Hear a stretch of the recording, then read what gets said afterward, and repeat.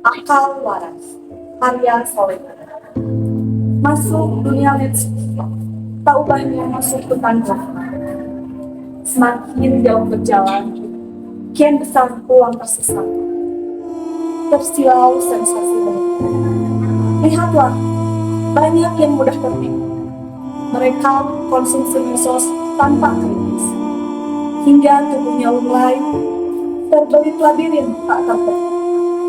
Penebar, bau bodoh, dan mimpi tak jelas. Di medsos, mestinya kita tetap waras, melototi nafsu konten tak waras, mensinggung konten waras, menghibur diri dengan konten cerdas.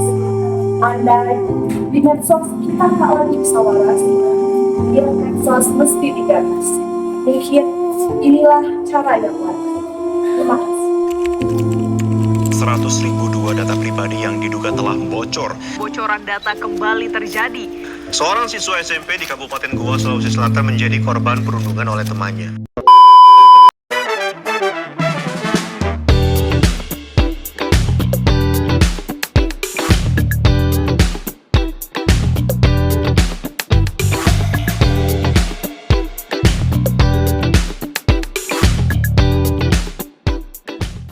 Hai. Balik lagi di acara Aidito. Topik hari ini kita akan membahas apa sih, Dinda? Oke, kebetulan kita kedatangan 4 mahasiswa dari kampus yang cukup terkenal ya di sini. Jadi kita akan membahas mengenai bijak dan bertanggung jawab dalam bermedia digital. Menarik sekali ya pembahasan kita hari ini. Benar. Ngomong-ngomong soal bijak bermedia digital, Dinda tahu nggak sih isu-isu yang baru-baru saja nih hype banget di Instagram? Katanya ada di Raja Ampat, kasus apa itu ya? Oh, itu tuh kalau nggak salah nih ada penangkapan ilegal gitu, Ren. Nah, tapi waktu aku baca berita yang terbaru, ternyata yang fake itu yang lebih parahnya di penggunaan gambar itu loh, yang AI itu katanya penggunaan AI. Nah, tapi kalau beritanya itu ada yang bilang kalau emang ada masyarakat di sana yang emang memanfaatkan, emang yang dia tuh bekerja tuh emang untuk di situ gitu, pendapatannya tuh emang dari pertambangan itu tuh gitu. Nah, tapi kalau misalnya untuk pertambangan ilegal yang memang nggak ada izin dari wilayah sekitar dan negara itu harusnya emang dicabut sih, emang harus dipertanyakan tanggung jawabnya. Emang jadi berita di kemarin itu ada beberapa yang visualnya dilebih-lebihkan. Nah, itu kayaknya yang bikin orang-orang terkomporisasi, terkomporisasi. Menarik nih bahwa setiap artikel itu atau setiap postingan bahwa visual boleh menggunakan AI, tapi lebih bijak ya. Tanggung jawab dengan postingan yang benar.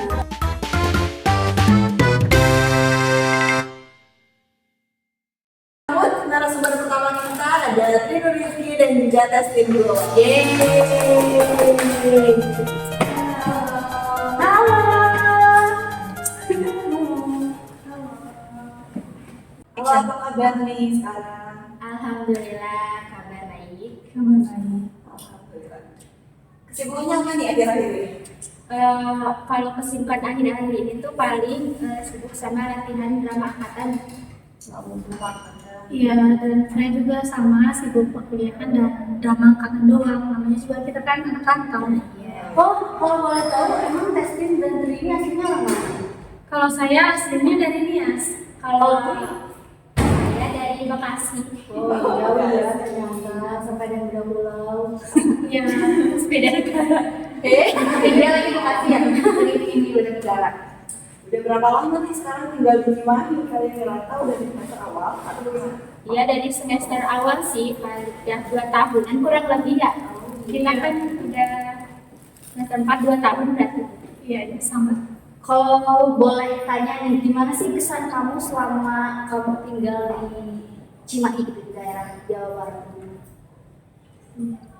Kalau saya kesannya pasti sangat mendapatkan pembelajaran yang sangat luar biasa, tentunya dapat bersosialisasi dengan lingkungan yang baru yang sangat jauh berbeda dengan lingkungan saya yang sebelumnya. Kalau Tri?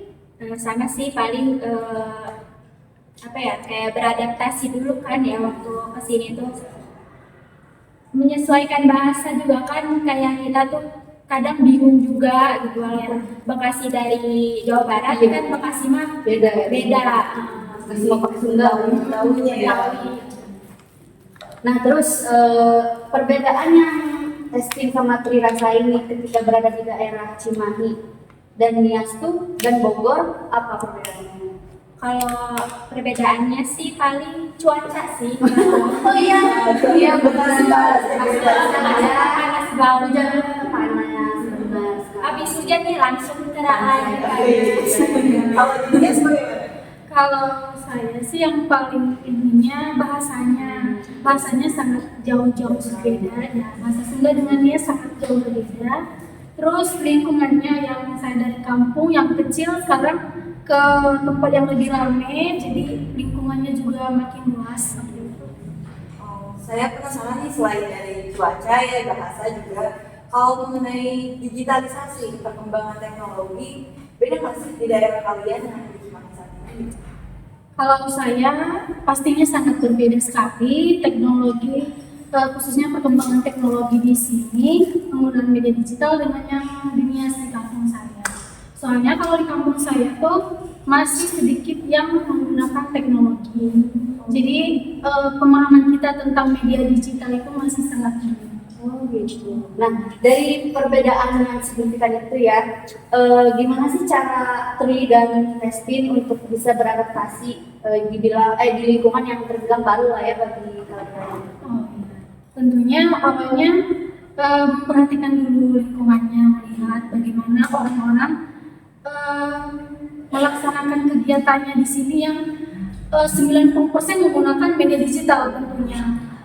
Baik berkomunikasi dengan sesama. Nah, yang awalnya kita tidak pernah menggunakan media digital itu tentunya kita harus mengikuti, mau tidak mau kita harus belajar, tanya-tanya bagaimana cara menggunakan media-media begini.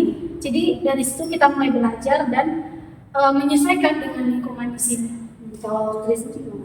Sama sih aku juga kayak menyesuaikan gitu. Kalau sebenarnya aku waktu masuk juga kayak gaptek banget kan, kayak udah gitu aku juga sama pelosok juga, jadi kayak belajar lagi gitu, belajar lebih luas lagi. Jadi memang teknologi baru kalian dalami lagi setelah masuk kuliah ya, semasa SMA kurang tercapai gitu. Aku mau nanya deh ke Tri sama Testin. Ini kan kita 2 tahun lagi ya mau lulus ya. Ada gak sih Testin sama Tri gitu cita-citanya setelah lulus ini mau ngapain gitu untuk apa sih ketika kembali lagi ke tempat asalnya? Kalau saya pastinya ada ya, soalnya ini di ranah pendidikan. Dulu saya sekolah itu belajarnya cuma manual, pakai buku tulis, gurunya pun menulis di papan tulis, tidak menggunakan alat bantu dari teknologi seperti itu. Dan mungkin cita-cita saya ketika jadi guru nanti menggunakan media untuk pembelajaran bagi anak-anak sekolah saya. Upgrade ya? Iya, mengupgrade itu karena menurut saya itu sangat penting bagi anak-anak zaman sekarang. Berarti Testin waktu sampai SMA tuh gak pakai teknologi? Tidak, Proyektor pun? enggak. Kalau Manual semua. Sama sih kayak jarang menggunakan teknologi, tapi pernah beberapa kali ada guru yang menggunakan proyektor. Itu pun fasilitas di sekolahnya tuh proyektor tuh cuma 1 gitu, kayak udah paling ada guru 1-2 aja lah gitu. kurang banget berarti ya? Iya. Berarti cita-cita Tri itu untuk untuk memajukan fasilitas sekolah kan? Semoga menjadi kepala sekolah. Amin. Siswanya diajarkan menggunakan teknologi terbaru juga ya. Amin, amin. Oke, saya mau tanya nih pengalaman kalian nih mengenai literasi atau media digital yang pernah kalian lakukan semasa perkuliahan atau kalian selama jadi mahasiswa pernah menjadi konten kreator atau apa gitu, pengalaman kalian bagaimana? Oh iya, kalau soal itu kebetulan kita ada mata kuliah nih, literasi bahasa media digital. Jadi di mata kuliah ini kita diharuskan mau tidak mau belajar tentang bermedia digital. Kita dipaksakan harus melek terhadap digital. Jadi dari situ kita belajar bagaimana bikin konten-konten kecil dari awal, mulai dari bikin konten, ngeditnya di mana, kita melihat tutorial dari YouTube seperti itu. Iya, sama kayak banyak belajar dari mata kuliah ini gitu tentang berliterasi, terutama di media digital itu. Sebelum masuk ke segmen 2, kita punya kuis nih yang akan dibawakan oleh rekan kita. Misela, silahkan.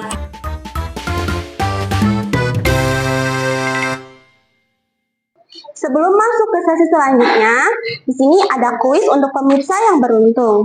Aku bacakan ya pertanyaannya. Dalam budaya digital saat ini, viralitas seringkali lebih dihargai dibandingkan validitas informasi. Apa yang sebaiknya kamu lakukan ketika melihat berita sensasional di media sosial? A. Langsung membagikannya agar ikut dalam tren. B. Memverifikasi keaslian berita dengan mencari sumber terpercaya. C. Melihat jumlah like dan komentar sebelum memutuskan apakah layak dipercayai. Oke, aku bakalan mengajak nomor untuk pemirsa yang beruntung. Ikip Siliwangi. Ingat guru, ingat Ikip Siliwangi. Oke kakak, dengan siapa dan di mana? Dengan Rere di Bandung. Jawabannya apa ya? Jawabannya B. Ya, jawaban kakak benar.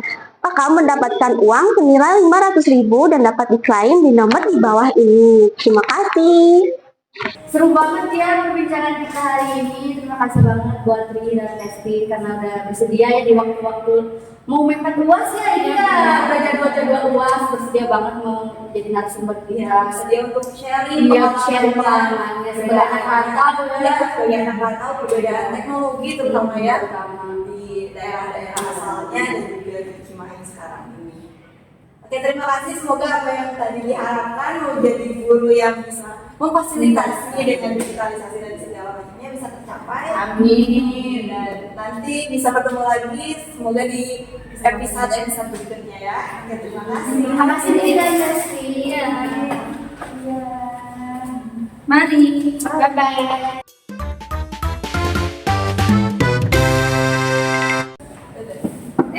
Sekarang kita mau masuk segmen 2 nih. Apa sih yang kita bahas dulu?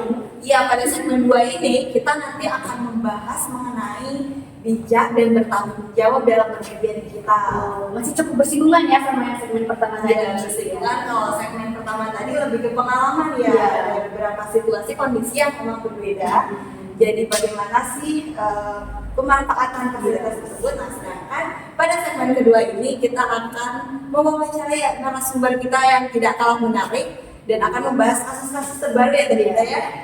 Seru banget deh pokoknya. Seru banget pokoknya.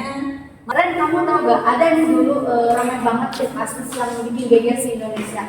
Kasus yang mana tuh? Oh iya, Yang itu loh, yang apa sih sampai semua satu Indonesia tuh bersimpati sama kasus itu. oh yang kasus pembulian padahal itu fiktif ya? Iya, nah itu geger banget ya sih. Ya katanya sekarang enggak kita geger banget sih. Iya, kenapa terus? Oke, kasus mengenai organ ini akan kita bahas juga nih dengan narasumber kita yang kedua. Ada Najwa Najila dan juga Asli Wiananta.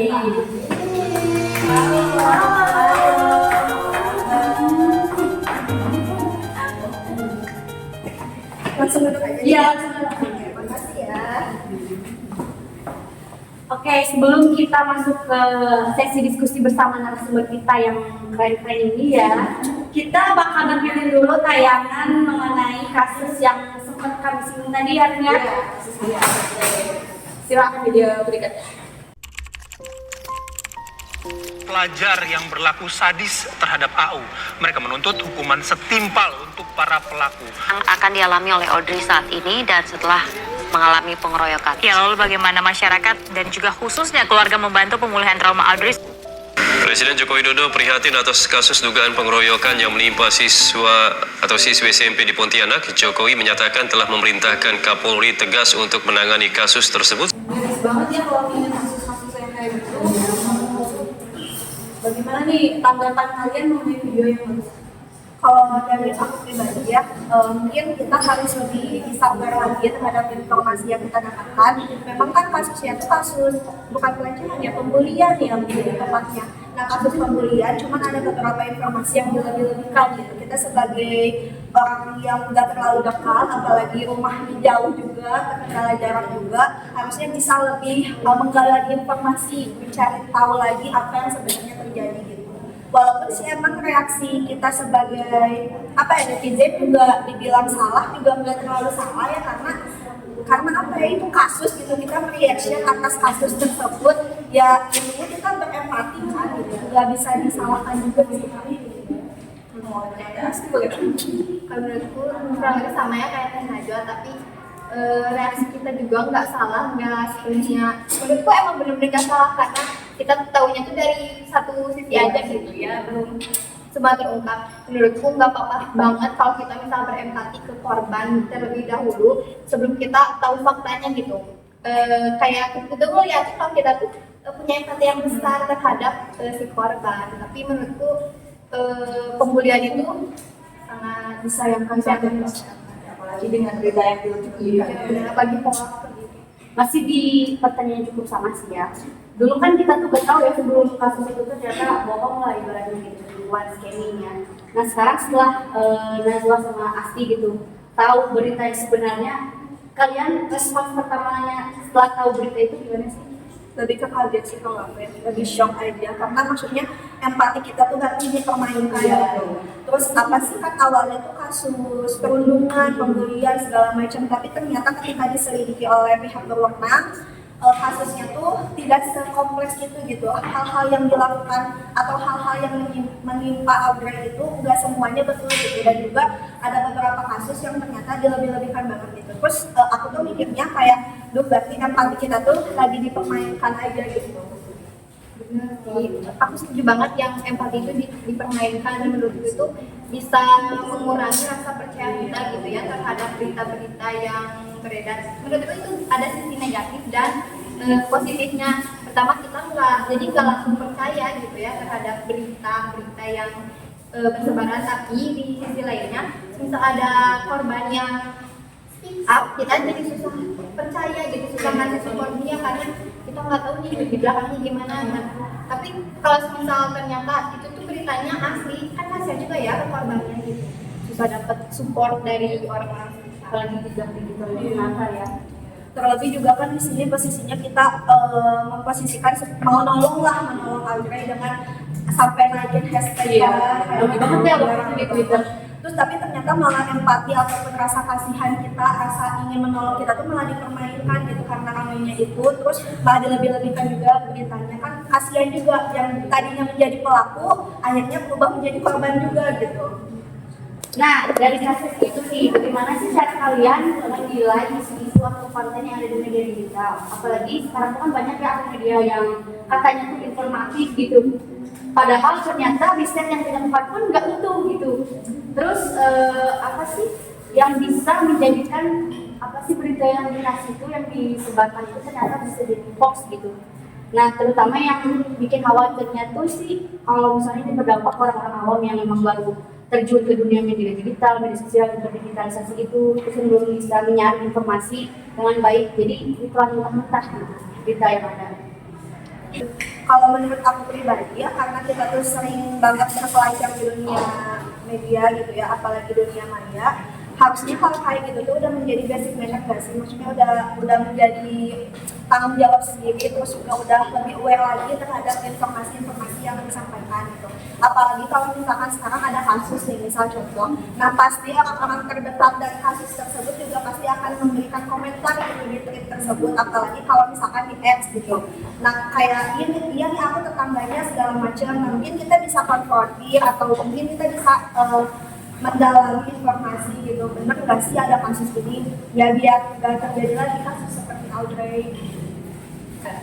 Kalau dari aku pribadi sih, kalau misal diangkat dari kasus Audrey, aku ngasih dukungan aja dulu ke korban karena kan nggak ada yang salah ya, ngasih dukungan kayak gitu. Nah, kita juga nggak bisa langsung memaki si pelaku sebelum kita tahu cerita dari dua sisi itu. Nah, dari Audrey kan bisa belajar dong, kita harus mencari tahu informasinya kayak gimana, fakta-faktanya kayak gimana, sembari menunggu fakta-fakta itu keluar. Nah, kita ya dukung aja korbannya. Berarti kita tetap berempati tapi tetap cari berita yang juga ya. Terus mungkin jangan terlalu overreaction mungkin ya, karena kita nggak tahu lah gitu kejadian langsungnya atau kejadian nyatanya itu seperti apa, karena biasanya kalau pembulian ini ada sebab dan akibat gitu, jadi kita bisa nunggu dulu informasi lebih dalam kalau misalkan kita mau memberikan opini atau berargumen gitu, karena kita juga sebetulnya gimana ya, salah dua-duanya, maksudnya tuh kalau dari kasus Audrey ya, dari Audrey-nya sendiri salah, dari pelakunya juga salah karena melakukan perundungan, tapi dengan adanya asumsi ataupun opini kita yang digiring untuk membela Audrey, jadi kan kita memberikan hak komen nih ke si pelakunya. Nah ini juga berdampak negatif kan ke pelakunya. Udah mah pelakunya tuh kalau misalkan bisa dibilang kayak dia tuh berdampak lah psikisnya sampai ngebully orang, kita bully lagi bisa berdampak lagi gitu. Mungkin gitu ya juga. Nah kan karena kita tuh sebenarnya orang luar ya, kalau dari kasus itu kita juga semisal gak menjaga ketika kita ke pelaku kita mencaci maki itu, pas kita tahu ternyata itu bukan pelakunya kan jadi ngebully juga ya kita sama. Kalau kita ngebully orang yang ngebully sama aja kan? Iya, sama aja kita iya. Makanya kita harus jaga dong. Jadi mungkin intinya gimana sih kita memposting segala sesuatu itu harus bisa bertanggung jawab ya. Jangan mudah terhasut dengan berita yang ada. Kita verifikasi terlebih dahulu nih beritanya benar atau enggak. Karena memang jejak ya sebenarnya nggak bisa dihapus, walaupun dihapus jejak digital itu tetap aja tidak bisa lupakan. Aku ada pertanyaan nih buat aku sama Najwa. Kalau dari kalian sendiri gimana cara kalian untuk bisa bijak dan bertanggung jawab dalam bermedia sosial atau bermedia digital, serta mau tips and trick ya? Tips and trick dari kalian mengenai bijak bermedia berat sekali ya. Nah, dari aku sih, aku ya meminimalisir aja akun-akun yang menyebar hoax yang kayak gitu, yang negatif yang perlu lah kita tahu gitu ya. Dan kita juga membatasi sebisa mungkin kita nggak usah berinteraksi gitu dengan akun-akun itu. Terus kita jadikan aja akun media sosial kita gitu kayak ngikutin yang edukasi yang bermanfaat lah bagi kita, yang kayak gitu mah nggak usah diikuti, nggak usah diinteraksi gitu ya kayak gitu. Kalau tips dari aku sih ya, jangan sesekali kayak baca-baca yang hoax gitu, karena jatuhnya bakal menggiring gitu juga kan, nggak tahu ya itu apa hoaxnya ya. Jadi kita kalau baca itu bakal kebawa kan emosinya. Nah, mending jangan, karena dari emosi itu awal apa ya kehancuran terjadi gitu ya.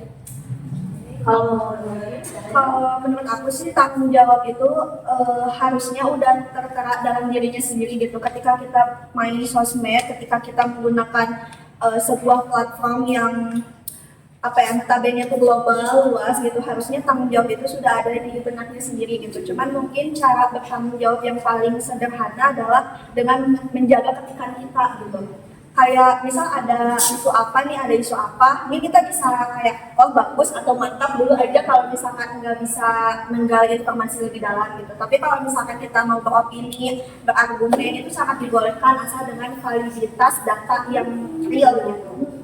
Mungkin kalau untuk tips and trick sih sama kayak Anti tadi, hindari ghosting, terus juga karena sekarang tuh banyak akun-akun anonimus ya, kayak anonim yang nge-share berita segala macam, mungkin itu lebih ditahan gitu, dibatasi gitu, karena kita nggak tahu ya itu tuh akunnya menyebarkan hoax itu buzzer ya. Iya buzzer. Banyak sekarang kejadian yang judul-judulnya itu yang clickbait ya. Nah untuk judul itu sih menurut aku kalian yang clickbait itu lebih baik lihat dan baca itu keseluruhannya, jangan dari judul doang. Kita harus baca keseluruhannya gitu, dari fakta datanya kita harus nyari sampai benar-benar ketemu, sampai paham isinya, jangan gimana dulu aja gitu ya. Oke, berarti bisa kita simpulkan ya kalau dari kasus Audrey tadi dan apa yang disampaikan oleh Nazwa dan Asti, kalau misalnya kita jangan telan mentah-mentah berita yang ada ya, dan jangan kalau misalnya beresipati boleh lah ya, tapi tetap cari tahu juga validitas dari beritanya tersebut ya, jangan telan mentah-mentah. Terus kitanya juga harus terus mau untuk cari tahu ya. Iya, dan diri juga untuk mengembangkan kemampuan baca kita ya, supaya kita nggak gampang kemakan clickbait judul-judul yang mengiring opini yang nggak benar gitu ya. Apalagi banyak buzzer kan tadi. Intinya kalau kita lihat informasi itu lebih baik saring dulu, share benar ya. Kalau tadi kan di segmen pertama kita udah ketemu dengan Tri dan juga Testin, dia bercerita bahwa semasa kuliah dia belajar nih mengenai literasi media digital. Nah kalau pendapat kalian sendiri mengenai literasi apa sebenarnya? Kalau pendapat saya pribadi sih, literasi media digital ini adalah sebuah step untuk mengembangkan minat literasi kita, karena dengan literasi di media digital ini akan artinya dipermudah cara kita berliterasi, kemudian juga diperluas kembali cara kita berliterasi. Intinya sih dari literasi media digital ini kita dapat mengakses informasi, mendapatkan informasi dari berbagai sumber dengan cakupan yang luas. Nah, menurutku juga kayak adanya literasi media digital ini membuat kita juga lebih bijak gitu dalam bermedia digital. Kita nggak bisa semena-mena gitu kan ke orang, apalagi itu online gitu. Kita nggak tahu backgroundnya kayak gimana, orangnya kayak gimana. Aku ada yang terakhir nih. Pengalaman Asti sama Najwa berkaitan dengan literasi dengan mata kuliah sebelumnya. Pengalaman kalian terhadap bermedia digital itu gimana? Apa pengalaman kalian sih? Sebenarnya sih kalau misalkan untuk meningkatkan bermedia sosial, kayaknya makin meningkatkan ya, karena kan biasanya kita tuh nggak tahu nih kalau misalkan kita berselancar di media sosial itu kita bisa berinteraksi gitu dengan adanya mata kuliah tersebut, pembelajaran tersebut. Jadi kita tervalidasi, oh iya berarti selama ini tuh kita berinteraksi media digital gitu. Menyadarkan juga ya, meningkatkan skill kita ya dalam bermedia digital. Nah kalau dari aku sih sama aja ya, so far so good gitu, karena aku gak terlalu ngerecokin juga hal-hal yang gak perlu di media sosial, apalagi gosip-gosip artis gitu ya.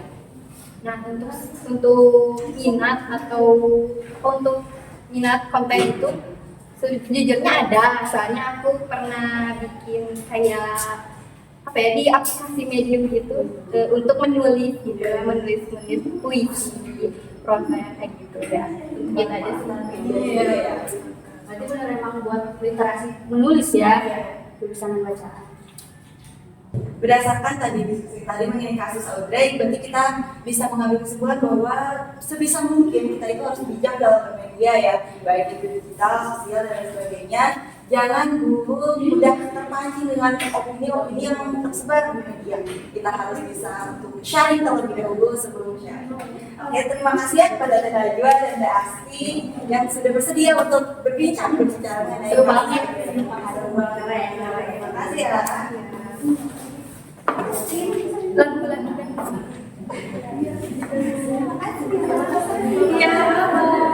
Oke, barusan segmen terakhir kita yang sangat menarik sekali ya, mulai dari narasumber pertama dan kedua mengenai pengalaman yang berbeda, tentunya dengan tempat yang berbeda, dan juga tadi segmen kedua kita sempat membahas mengenai kasus yang sudah lama ya, tapi ketika kita Ulik lagi gitu ya, ternyata masih relevan dan menarik ya.